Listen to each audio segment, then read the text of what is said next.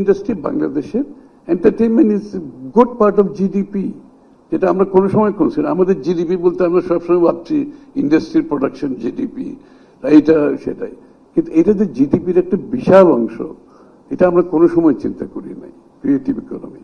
সুতরাং আমরা আমাদের থিয়েটার, আমরা বাংলাদেশিরা আমরা উই লাইক থিয়েটার, আমরা ফিল্ম পছন্দ করি, আমরা নাটক পছন্দ করি, আমরা মিউজিক পছন্দ, কিন্তু আমরা নেভার মনিটাইজড ইট, আমরা এটাকে কোনো সময় মনিটাইজ করি নাই। এখন আমরা যেটা করতে যাচ্ছি এই এরিয়াগুলোকে মনিটাইজ করার জন্য ইনভেস্টমেন্ট করতে চাচ্ছি। আমরা একটা ঢাকার বাইরে থিয়েটার ডিস্ট্রিক্ট করতে, লাইক লন্ডন থিয়েটার ডিস্ট্রিক্ট। আমরা যখন লন্ডনে আমরা যারা যাই, আমরা তো ওখানে থিয়েটার দেখতে যাই, 300 পাউন্ড দিয়ে টিকিট কিনে, তাও গায়ে লাগে না, তাই না? তারপর ওখানে আবার you go for a drink, then আপনি ফাইন ডাইনিং এ যাচ্ছে, তারপরে ওখানে পাশে আবার ডিজাইনার শপে যাচ্ছে, আবার আর্ট গ্যালারিতে যাচ্ছে। This are all transactions part of GDP. This is all GDP. আমরা যে স্টেডিয়ামে খেলা দেখতে যাই, ইট ইজ অলসো জিডিপি, যারা টিকিট করে থেকে যায়। বাট আমরা স্পোর্টসটাকে আমরা ইকোনমিক আওতায় নিয়ে আসছি, স্পোর্টসটা ডেভেলপ করছি, সাথে সাথে মানুষের ক্যারিয়ার, স্পোর্টসের ক্যারিয়ার করতে পারবে। স্পোর্টসের সাথে জড়িত অনেকগুলো লোক থাকে, থিয়েটারের সাথে জড়িত মেকআপ ম্যান আছে, লাইট ম্যান আছে, এরকম ফিল্মে আছে, all sorts of people remain out of. আমরা এদেরকে কোনো সময় সাপোর্ট করি না, নেভার মনিটাইজ দেম। তো আমরা এই এরিয়াতে দেখতে পাচ্ছি, this is for cottage and small people, যারা আদারওয়াইজ, এই যে বলছেন যাদের অ্যাক্সেস নাই, যাদের ক্যাপিটাল অ্যাক্সেস নাই, রিনাল অ্যাক্সেস নাই, তো আমরা তাদেরকে এর আওতায় নিয়ে আসছি। যে ইকোনমির ডেমোক্রেটাইজেশনের যে BNP slogan, the democratisation of the economy, from পৃষ্ঠপোষকতার ইকোনমি থেকে গণতন্ত্রের অর্থনীতিতে বাংলাদেশের প্রত্যেকটি স্তরের মানুষ যাতে পার্টিসিপেট করতে পারে এবং তাদের কাছে অর্থনীতির সুফল যায়। This is the whole idea of the economy. So small people who otherwise could not access the credit and could not access the expertise, support, marketing, branding, আমরা চেষ্টা করছি একটা তাদেরকে নিয়ে আসছে। তো this is a committee already working, এটার উপর একটা কমিটি আমরা ওয়ার্ক করছি। আমরা এইখানে প্রাইভেট সেক্টরের ফুল পার্টিসিপেশন দিয়ে করছি। সো দিস ইজ একটা, এই creative economy government alone cannot do it. আমরা এখানে প্রাইভেট সেক্টরকে রেখেছি, আমরা এনজিওদের রেখেছি, কারণ ডেলিভারি দিতে হবে। একটা ওই আউটরিচ তো গভর্নমেন্টের নাই, যাদের কথা আমি বলছি ওখানে গভর্নমেন্টের কোনো আউটরিচ নেই। এর জন্য আমরা এনজিওদের ইনভলভ করেছি, প্রাইভেট সেক্টরকে ইনভলভ করেছি, তারা যাতে এই সাপোর্টটা ডেলিভার করতে পারে। এবং আমি আশা করছি এটা একটা বড় একটা পপুলেশনকে আমাদের অর্থনীতির আওতায় আমরা নিয়ে আসতে পারবো এবং আমাদের গ্রোথ রেটে তারা কন্ট্রিবিউট করতে পারবে, তাদের লাইভলিহুড ইমপ্রুভ করবে, তারা এমপ্লয়মেন্ট জেনারেট করবে, তারা এক্সপোর্টে তাদের প্রোডাক্টগুলো যাবে। এবং সার্বিকভাবে যে আমাদের সাধারণ মানুষের যে পার্টিসিপেশনের কথা আমরা বলছি, এই জন্য ডেমোক্রেটাইজেশন অফ দ্য ইকোনমির এই কনসেপ্ট থেকে আমরা এই কাজগুলো করছি। আর এখানে রেশিও, ট্যাক্স জিডিপি রেশিও, যেটা মোস্তাফিজ রাইটলি বলছে, এটা হচ্ছে অর্থনীতির প্রাণ কেন্দ্র। জিডিপি, ট্যাক্স জিডিপি যদি আমরা ইমপ্রুভ করতে না পারি, তাহলে গভর্নমেন্টের যে স্পেন্ডিং গুলো আছে, এটা ওয়েলফেয়ার সাইটে বলি, ইনফ্রাস্ট্রাকচার বলি, বিজনেস সাপোর্ট বলি, সাবসিডি বলি, কিছুই তো করতে পারবো না আমরা। রাইট নাও আমাদের যে অবস্থা, আমি বলি অর্থনৈতিক যে ইকোনমির অবস্থা, আমরা মিডল ইস্টের ওয়ারের কারণে ফিজিক্যাল স্পেস যে কোথায় এসে দাঁড়িয়েছে, অলরেডি আমরা 4 বিলিয়ন 5 বিলিয়ন পার হয়ে গেছে। হায়ার প্রাইস মানে জ্বালানির উচ্চ মূল্য দিতে গিয়ে already we are hitting $5 billion, $5 billion hit করতেছি। ক্যান ইউ ইমাজিন একটা বিধ্বস্ত অর্থনীতি যেখানে আমরা অ্যাজ ইট ইজ আমরা স্ট্রাগল করতেছি, তার উপরে এই যে মিডল ইস্টের ওয়ার, এটা ডেট সার্ভিসিং যে ডেট রেখে গেছে, সবাই বলেছেন এই ডেট সার্ভিস আমাদেরকে করতে হচ্ছে। আমাদের বিদ্যুতের বিলগুলো সব বাকি রেখে গেছে, বিদ্যুতের বিল আমাদেরকে পে করতে হচ্ছে। তো ফিজিক্যাল স্পেস আছে কোথায়? একদম মিনিমামে চলে আসছে। এর মধ্যে আমরা আবার 9 লাখ একটা বড় বাজেট দিয়েছি, সবাই আমাকে বলছে খসরু ভাই এটা একটু অ্যাম্বিশিয়াস হয়ে গেল না, হুইচ ইজ ফ্যাক্ট। বাট আমাদের অ্যাম্বিশিয়াস হতে হবে। আমি যদি অ্যাম্বিশিয়াস না হই তো আমরা বেরিয়ে আসতে পারবো না এখান থেকে। আমি একটা গল্প বলি সবসময়, ছোটবেলায় আমরা যে চাপা কলে পানি উঠতো না, তো কোনো কোনো সময় চাপা কলে পানি উঠতো না, তখন কি করতে হতো, উপর দিয়ে পানি আরো পানি ডালতে হতো, আরো পানি, depending on the level of আপনার গ্রাউন্ড ওয়াটার কত নিচে নেমে গেছে, আপনি পানি ঢেলে ঢেলে ওটাকে এক জায়গায় তারপর আসলে আবার, তাহলে আমাদেরকে সেই কাজটা এখন করতে হচ্ছে। এই জন্য একটা বড় বড় একটা বাজেট দিতে হয়েছে, otherwise it is not going to work. আমরা এখান থেকে বেরিয়ে আসতে পারবো না। নাও ফাইন্যান্সিং এর প্রশ্ন আসছে অনেকের, যে ব্যবসায়ীদের ফাইন্যান্সিং এর অ্যাক্সেসিবিলিটিটা নাই, ব্যাংকের অবস্থা খারাপ, ব্যাংক রেজলিউশন নাই, সরকারের ফাইন্যান্সিং এর কত আছে, ডেটের বিষয়টা আসছে। আমরা যেটা একটা চিন্তা করছি, অ্যাকচুয়ালি বাংলাদেশ এটা অনেক আগে করা উচিত ছিল।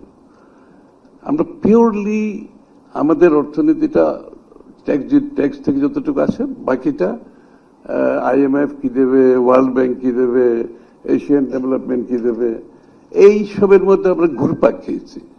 But we never look for alternative financing. Globally public finance architecture has changed.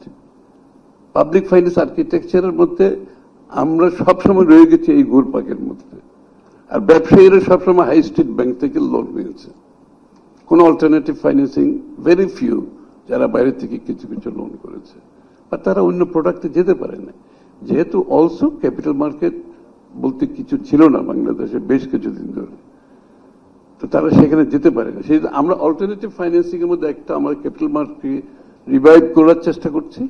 আপনারা দেখেছেন ইতিমধ্যে একটা বড় চেঞ্জ আসছে, SEC security and exchange commission, 5 জন আমরা অ্যাপয়েন্টমেন্ট দিয়েছি, চেয়ারম্যান এবং 4 জন commissioner.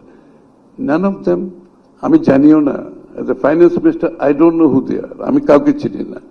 Recruitment process was so transparent, I don't know any of them.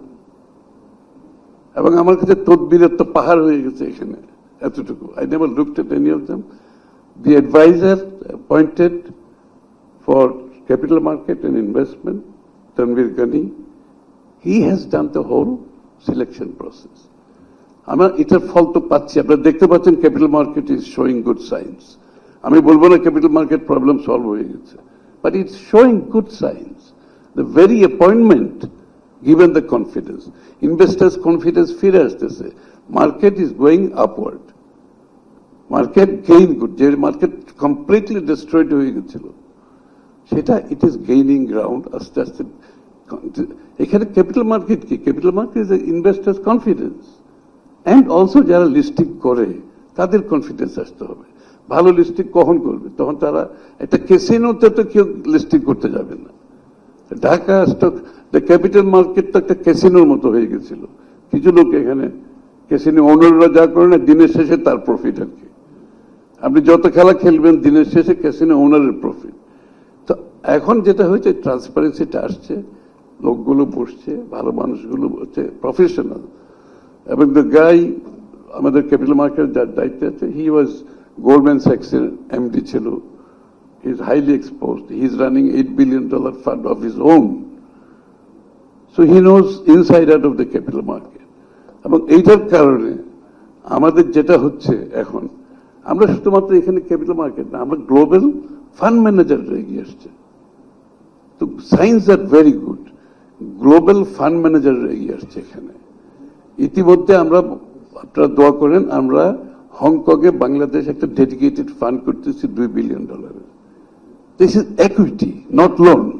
এই যে লোনের কথা বলা, not loan, this is equity, $2 billion Bangladesh dedicated fund আমরা ইনশাল্লাহ হংকংয়ে ফ্লোট করতে যাচ্ছি। আদার ইন্টারেস্ট আমরা আরো অন্যান্য বন্ডগুলো করতে যাচ্ছি, আমরা ডলার বন্ড ফ্লোট করতে যাব। কারণ এই যে আপনারা বললেন যে crowding out the private sector by government borrowing, the local bank, এইটার থেকে আমরা বেরিয়ে আসতে শর্ট টার্মে তো আমাদের যেহেতু জিডিপি, ট্যাক্স জিডিপি সো লো, আমার তো কোনো অপশন নাই, তাহলে বড় করতে হচ্ছে ঘুরে ফিরে ওখান থেকে। গভর্নমেন্ট রিকভার করতে তো সময় লাগবে, এটার জন্য আমরা অল্টারনেটিভ ফাইন্যান্সিং এ যাচ্ছি এখন। ওই লোনটা আসছে, আমরা একটা ডলার বন্ড প্রিপেয়ার করতেছি, আমরা প্যান্ডা বন্ডে যাব, আমরা স্যামুরাই বন্ডে যাচ্ছি। সো অল্টারনেটিভ ফাইন্যান্সিং এর মাধ্যমে আমরা প্রাইভেট সেক্টর, আমরা ব্যাংক থেকে বরোয়িংটা কমানোর চেষ্টা। This is a measure, if it tax of, আমি মনে করি অনেকটা প্রাইভেট সেক্টর ক্রাউডিং আউটের যে ইস্যুটা কমে আসবে। আমরা কিন্তু ইতিমধ্যে ব্যাংক বরোয়িংটা কিছুটা কমিয়ে এনেছি, বাট ইটস এ প্রসেস, এটা সময় লাগবে কিন্তু। বাট আমরা কিন্তু ওই ট্র্যাজেক্টরি কিন্তু সেটাই, আমরা সেদিকে যাচ্ছি, সেদিকে যাব, বাট একটু সময় লাগবে এগুলো কাজ করার জন্য। ট্যাক্স বাড়ানোর জন্য এই আমরা ট্যাক্স বাড়ানো মানে যারা আছে তাদের উপর বাড়ানোর কথা বলছি না আমরা নেটওয়ার্ক বড় করার চেষ্টা করছি। এবং যেটা বলেছে মাঝখানে কোথায় যায়, যত টাকা জনগণ দেয় ওইটা তো এক্সচেকারে গেলে তো সরকারের তো আর চিন্তার কথা ছিল না। তো সুতরাং এটার জন্য অটোমেশন ইজ নাম্বার ওয়ান। আমরা যত বেশি ফিজিক্যাল কন্ট্যাক্ট কমে আনতে পারবো তত বেশি ট্রান্সপারেন্সি শুধু আসবে না, করাপশন কমে যাবে, গভর্নমেন্ট রেভিনিউ বাড়বে। আমরা টোটাল অটোমেশন, বারবার বিগত দিনে আপনারা শুনেছেন automation have been deferred for obvious reason. Automation deferred করছে এই কারণে যে ট্রান্সপারেন্ট হলেই তো যে মাঝখানের যে বিষয়টা বলছে, জনগণ যেটা দেওয়ার সরকার যেটা পায় তার মাঝখানে যেটা, ওটা তো সুবিধা হবে না। এই জন্য অটোমেশন কোনো সময় করা যাচ্ছে না। এখন আমরা টাইম ফ্রেম করে দিয়েছি, ইউ হ্যাভ দিস টাইম, এর মধ্যে অটোমেশন কমপ্লিট হবে। দিস গভর্নমেন্ট আমরা যতই ডিসিশন দিচ্ছি with time frame, nothing is open ended. এবং আমরা আশা করছি খুব যত দ্রুত সম্ভব অটোমেশনটা আমরা কমপ্লিট করতে পারবো, নট অনলি ইন এনবিআর এ না, শুধু ট্যাক্সেশন সিস্টেমে না, আমরা পোর্ট সিস্টেমে, যাতে যেখানে যেখানে যে প্রয়োজন। আবার ন্যাশনাল একটা আইডি, প্রেসিডেন্ট সাহেব বলেছেন ন্যাশনাল আইডি কার্ড, যেটা ওয়ান ওয়ালেট ওয়ান সিটিজেন, এটা আমরা করতে যাচ্ছি। আমরা টোটাল ডিজিটালাইজেশনের প্রসেসে যাচ্ছি। ক্যাশলেস এর জন্য আমরা শুরু করেছি প্রসেস, যে কিউআর কোড দিয়ে শুরু করেছি, ইট হ্যাজ স্টার্টেড, ক্যাশলেস এর দিকে যাচ্ছি। So this will all together, এটার সাথে সাথে ডিজিটাল যে ইকোনমিটা আছে এখানে আমরা অনেক বেশি জোর দিচ্ছি। এগেইন ডিজিটাল ইকোনমিতে যে এমপ্লয়মেন্টের আমাদের প্রসপেক্ট আছে, এটা আমরা 10 লক্ষের মতো হিসাব করেছি। এবং এইটার জন্য যে প্রয়োজনীয়তা আছে, এগেইন আমাদের ডিজিটাল আইটি সেক্টরে যারা কাজ করতেন, he is also very very talented, very expose to global, মাইক্রোসফটের very senior person, he knows what he is doing. তো এইখানে আমরা পুরো বিষয়টাকে digital, nationwide government service digitalisation and digital ইকোনমিতে এআই সহ বাংলাদেশের যে প্রসপেক্ট আছে, ইজ এ হিউজ প্রসপেক্ট। আমরা এটা কাজ করছি ইনশাআল্লাহ। যারা আপনারা ওই ওয়ার্ল্ডে আছেন, ওই ব্যবসাতে আছেন, আপনারা আই থিঙ্ক ইউ শুড সবাই এখান থেকে বেনিফিটেড হবে বলে আমি বিশ্বাস করি। আমরা এনার্জি, সিমলেস এনার্জি, রোবাস্ট ইন্টারনেটের উপর জোর দিই। ইন্টারনেট রোবাস্ট না হলে আমরা ডিজিটাল ইকোনমি সাকসেসফুল হবে না কিন্তু। তো সুতরাং এই জায়গাটাই কাজ হচ্ছে, বিস্তারিত আপনারা সময়ের সাথে দেখতে পাবেন এই কাজগুলো হচ্ছে। কিছু বাকি থাকলে ওটা কি, আর অনেক কিছু বাকি আছে, বলতে গেলে তো অনেক সময়ের দরকার। হ্যাঁ,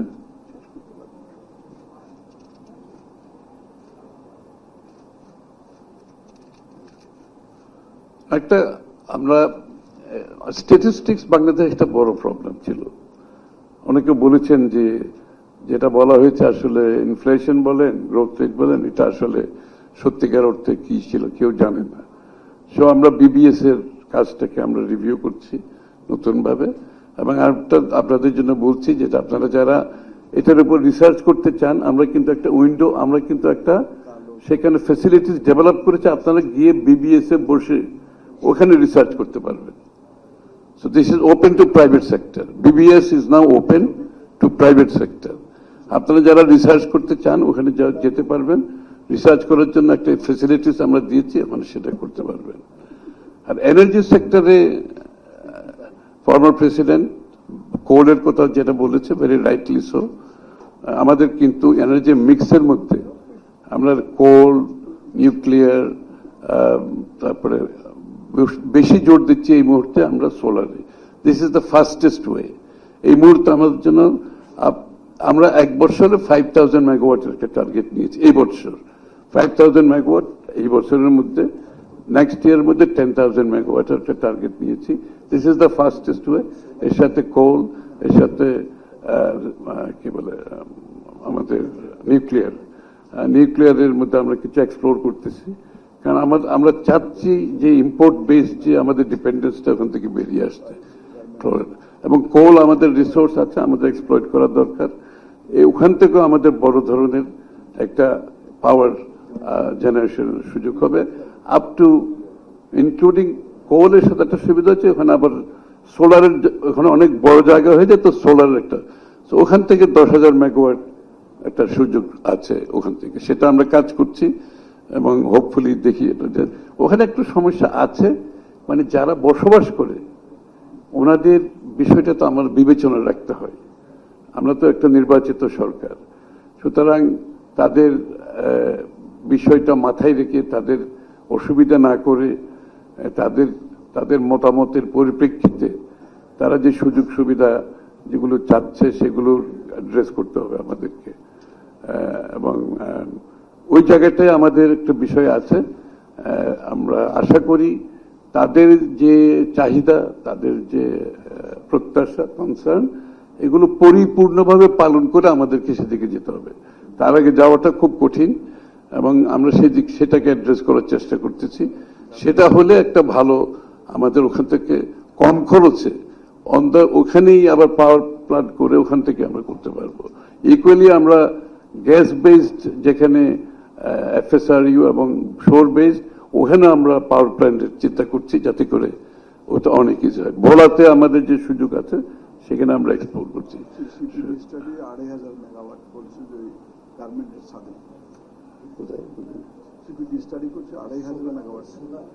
সোলারে, হ্যাঁ, না সোলারে তো আমরা এই বছর 5,000-এ যাওয়ার চেষ্টা করছি।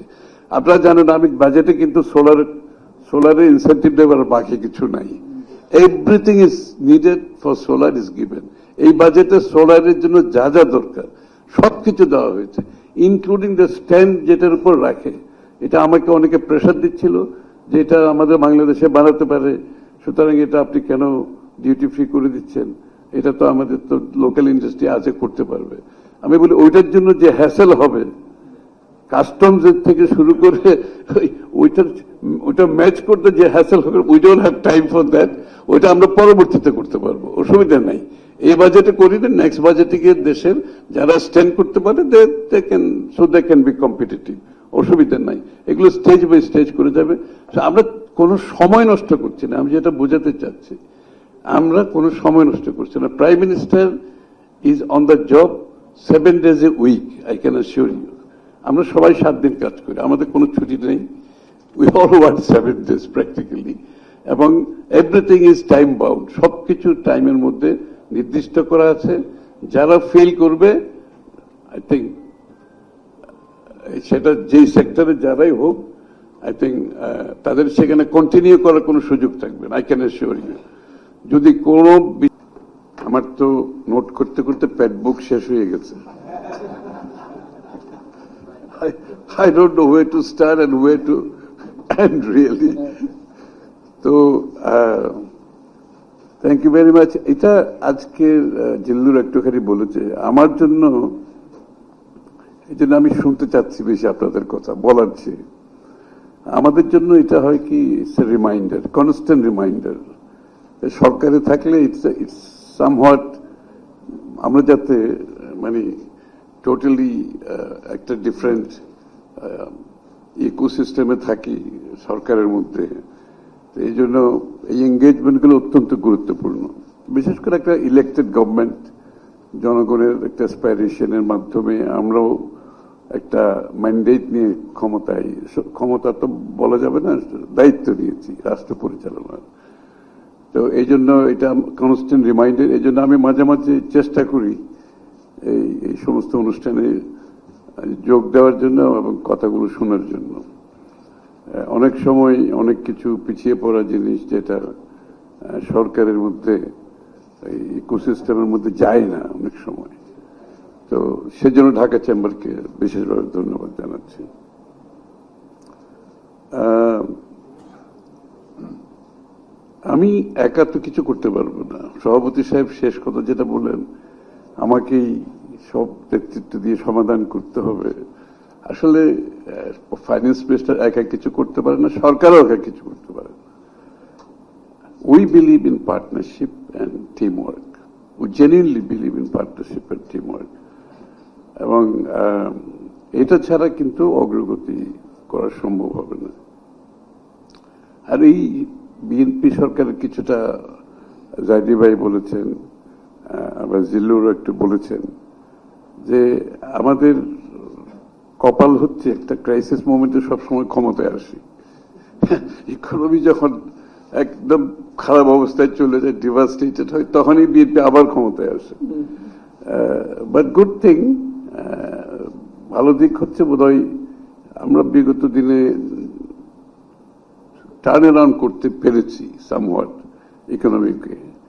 খারাপ সময়ের দায়িত্ব নিয়েও economy turn around again, because একটা কারণে যে বিএনপির অ্যাকচুয়ালি ফাউন্ডিং ভ্যালু হচ্ছে যে প্রাইভেট সেক্টর লেড গ্রোথের যে প্রিন্সিপাল, যে নীতিমালা, যে দর্শন, এটা ওয়ার্ক করেছে, বারবার ওয়ার্ক করেছে।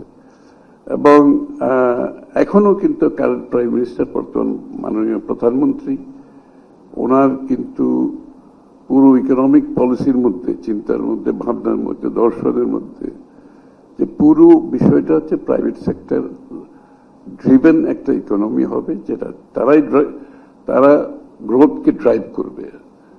এবং পাবলিক সেক্টর, সরকারের কাজ হচ্ছে ফেসিলিটেট করা, এনেবল করা। তো সেই কাজটা আমরা করার চেষ্টা করতেছি আপনাদের সকলকে নিয়ে। অনেকগুলো সমস্যা এখানে বলেছেন। আসলে পুরো বিষয়টা, it everything boils down to investment. আমরা যত কথাই বলি বিনিয়োগ ব্যতীত এখান থেকে বেরিয়ে আসার কোনো সুযোগ নাই। এবং আমি এটাও এগ্রি করি, অনেকে বলেছেন আপনারা, যে দেশের মধ্যে যদি বিনিয়োগ না হয় বিদেশিরা এখানে আসার জন্য যে ইনসেন্টিভ, যেটা যে তাদের যে কনফিডেন্স, সেটা হবে না। এবং বাংলাদেশের ব্যবসায়ীরা সেটা করেছে বিগত দিনে। আমাদের যে গ্রোথটা হয়েছে বিগত দিনে, সেটা মূলত প্রাইভেট সেক্টর ড্রিভেন একটা গ্রোথ ছিল। তাহলে বিনিয়োগের জন্য মূলত যে পরিবেশ দরকার, সেটা আমরা চেষ্টা করছি সেটা করার জন্য। এবং বাধাগুলো তো আপনারা সকলেই বলেছেন।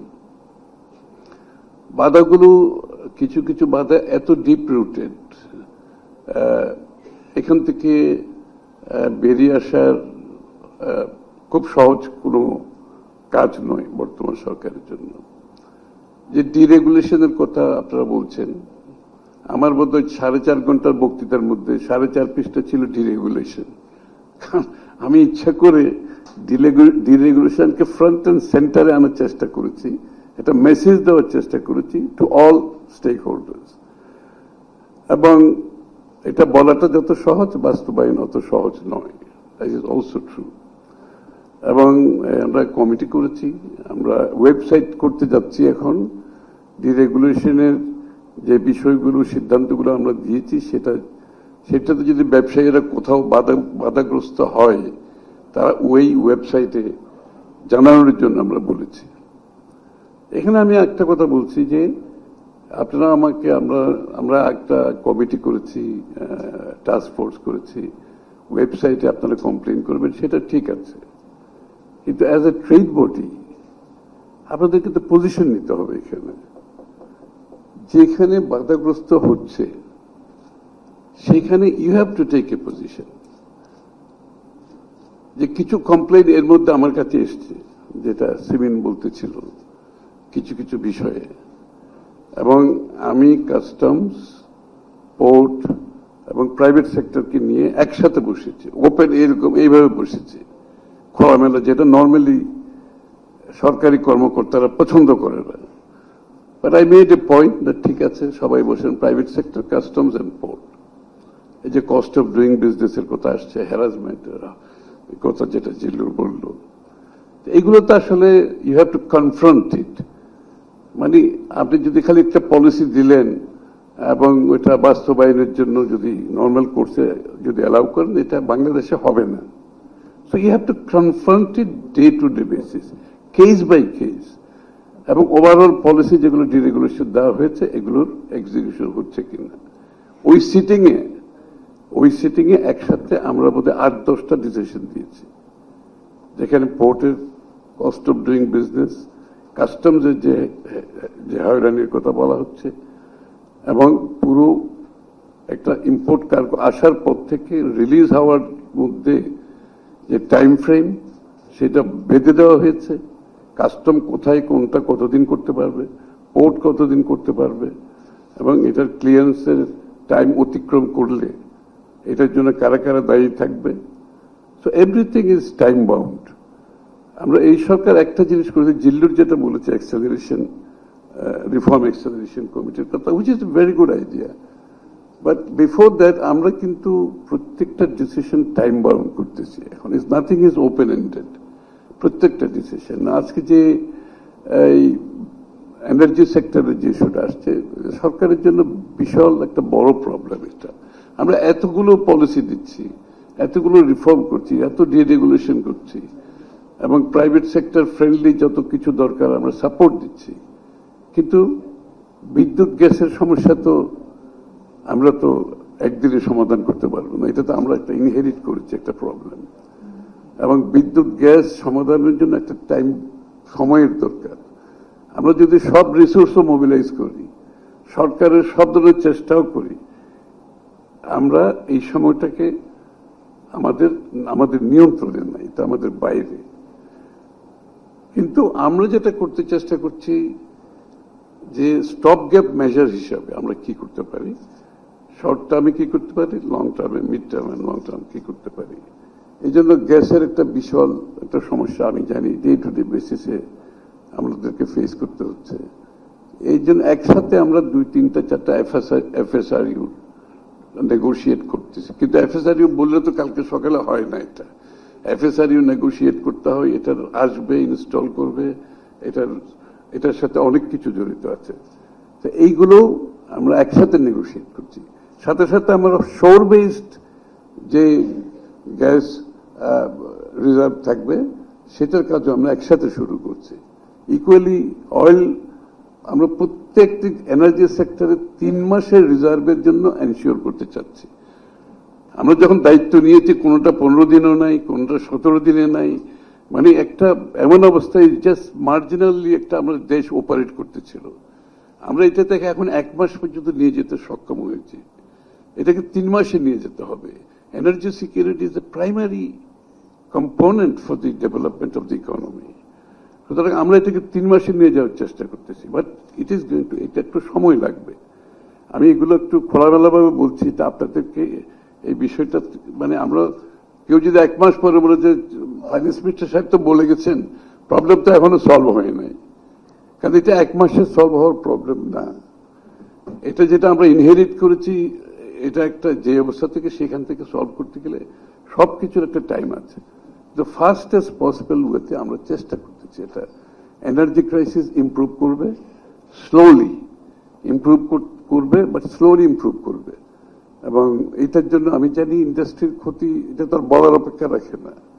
এবং এটার কারণে যে জেলরু বলতেছিল, এটার কারণে যে আপনার ডিফল্ট লোনের বিষয়টা আনপ্যাক করার কথা বলছে, হুইচ ইজ রিয়েলিটি।